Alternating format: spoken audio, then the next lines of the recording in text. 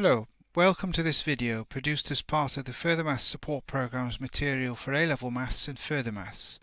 This one is the third in the series on circular motion for constant angular speed, and it focuses on motion in a horizontal circle using the terms for acceleration and the relationships between speed and angular speed developed in the previous two.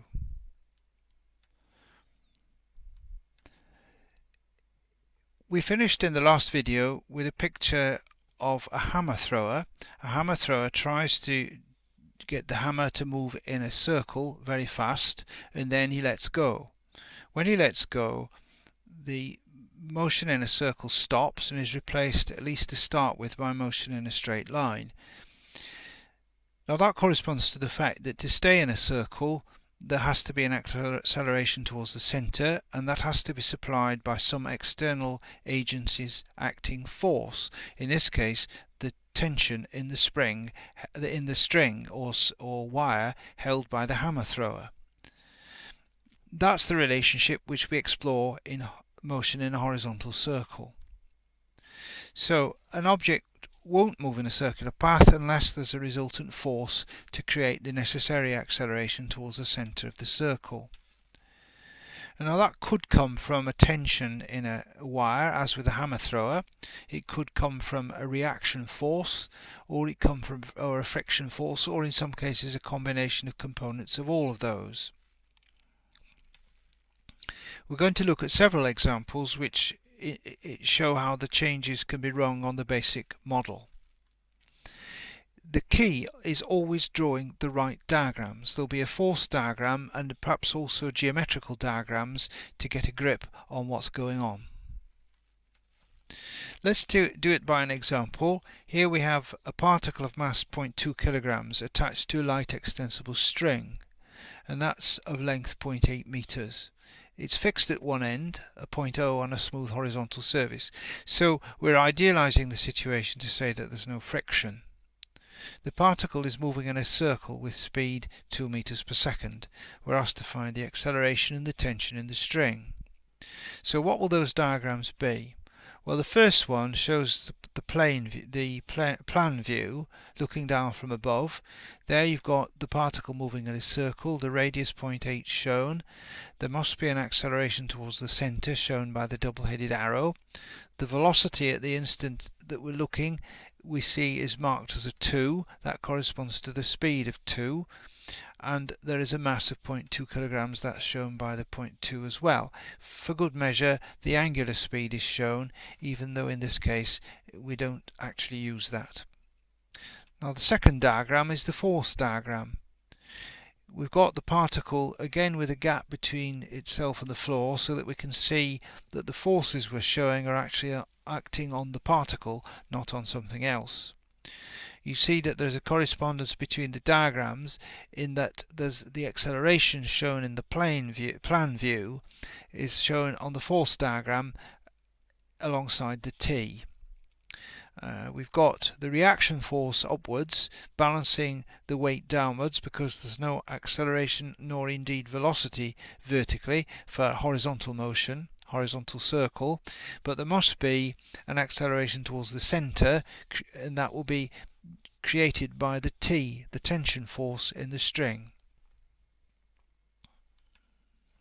There's the same two diagrams, and we'll now do the analysis.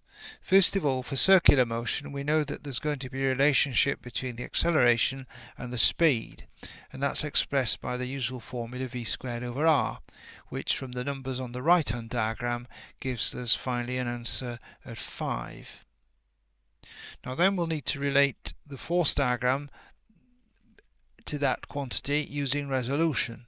So if we use Newton's second law along the tension line, we'll say that the tension is the mass times the acceleration, so you have the 0.2 times the a, but we know that the a is 5, so we end up with the answer 1. So we can now answer the question in context. The acceleration is 5 meters per second squared towards the centre O, and the tension in the string is 1 Newton. Now you can get very similar problems in slightly different contexts. Here, for example, you have the problem of a bead on a circular wire. Well, what's the difference? The difference is only in the physical nature of the force which creates the acceleration towards the centre. They're shown as R1. That will be the reaction force from the bead. Here's an example shown in this video clip where we've got a particle rolling round an environment which is bounded, in this case a tray with an edge. If we analyse the force for that, it's just the same. It's simply that the nature of the physical force is slightly different. You've still got a reaction from the edge of the tray, and we're simplifying this by assuming that there's no friction, so that it'll go on forever and ever. Perhaps that's a bit much, but it's the simplest way to model it, and these models are generally effective as a first approximation to what's going on. But as I say, the diagram looks just the same. So the assumptions I've just mentioned are that there's no friction, so the speed is constant. Now here's another example. If we look at this one, we've got a coin on a turntable, and if you spin the turntable fast enough, the coin slides off. In the first instance it didn't, it just made a circle. So here we're looking at circular motion, and when circular motion breaks down. Again, we'll have the same essentially force diagram. It's just that this time the force which is creating the acceleration is owing to the friction between the coin and the turntable. Now here the question is raised: how do you determine the speed at which critically it starts to slip? We saw it in the film. We saw it slide off the turntable. Well, let's calculate exactly that kind of thing in this particular example. We've got a coin, not very massive. It's 4 grams only.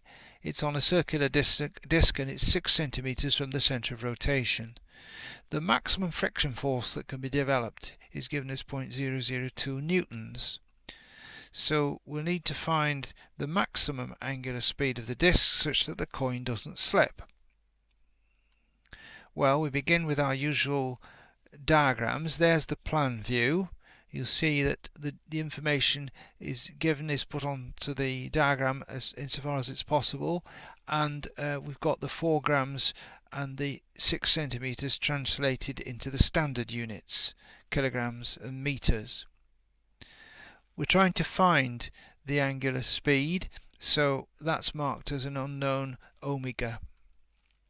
There's the force diagram. It looks just like the ones we've already considered.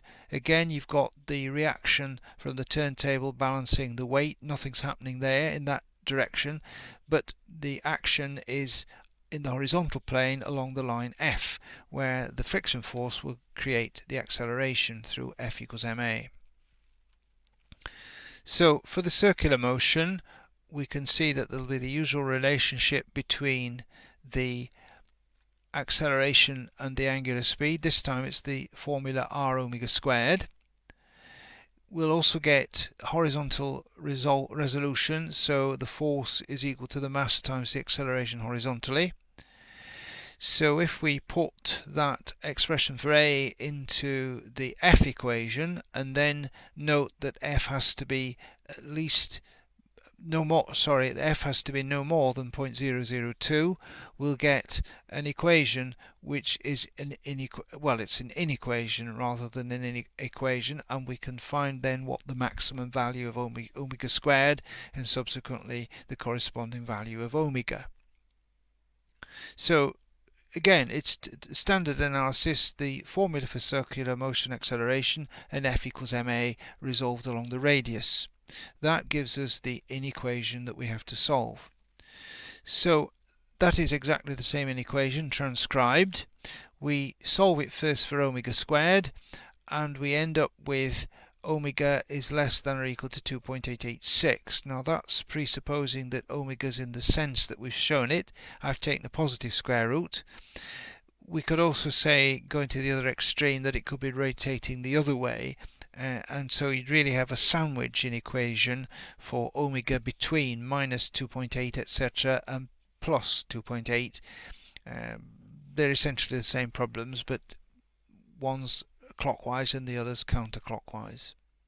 So our maximum angular speed is 2.886. Corrected then and put into context, it's 2.89 radians per second to 2 decimal places.